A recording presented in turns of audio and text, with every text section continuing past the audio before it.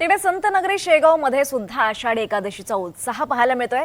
जे भाविक पंढरपूरला जाऊ शकत नाहीत ते दर्शनासाठी प्रति पंढरपूर म्हणून ओळख असलेल्या संतनगरी शेगावात दाखल झालेत। सकाळपासूनच राज्याच्या कानाकोपऱ्यातून भाविक मोठ्या संख्येने शेगावात दाखल झालेत आणि याचाच आढावा घेतलाय आमचे प्रतिनिधी अमोल सराफ यांनी।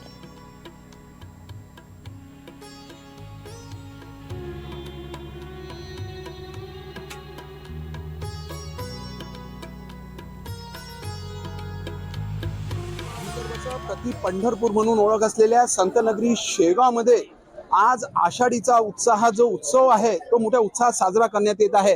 सकाळपासून इथे आपण पाहू शकता की अत्यंत पोलीस प्रशासनाच्या वतीने देखील सर्व खबरदारी घेण्यात आलेली आहे।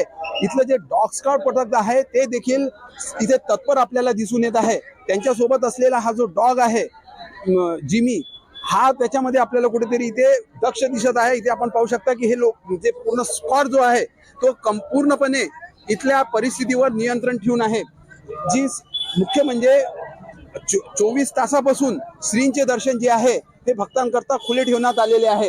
हे थेट दृश्य आपण इथे पाहू शकता की कशा पद्धतीने हे डॉग स्क्वॉड पथक जे आहे ते शेगावात दाखल झालेले आहे आणि सुरक्षेच्या दृष्टीने हे संपूर्ण एक प्रकारे इथे ही पाहणी ही केल्या जात आहे। रात्रभर हे मंदिर 24 तास भक्तांच्या दर्शनाकरता सुलभ व्हावं दर्शन याकरता खुले ठेवण्यात आलेले होते। आज सकाळपासून देखील मोठ्या संख्येने भाविक श्रींचे भुयार दर्शन असू दे, कलश दर्शन असू दे आणि समाधी दर्शन असू दे हे इथे नित्यक्रमाने घेण्यात येत आहे। आपल्यासोबत इथे काही भाविक जोडलेले आहे। आपण पाहू शकता की हे ज्या पद्धतीने भाविक इथे आलेले आहे त्यांचा उत्साह एक मोठा दिसून येत आहे। माऊली, आपण सांगा, आज आषाढी एकादशी आहे, कुठून आले, दर्शन कसं झालं?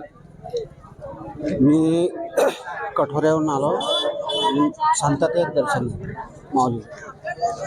आज आषाढी आहे, कसं पाहता पंढरपूरला लोक जातात? आपण नाही, हे आपले विदर्भाची पंढरीच आहे आणि दर्शन घेऊन मन तृप्त झालं।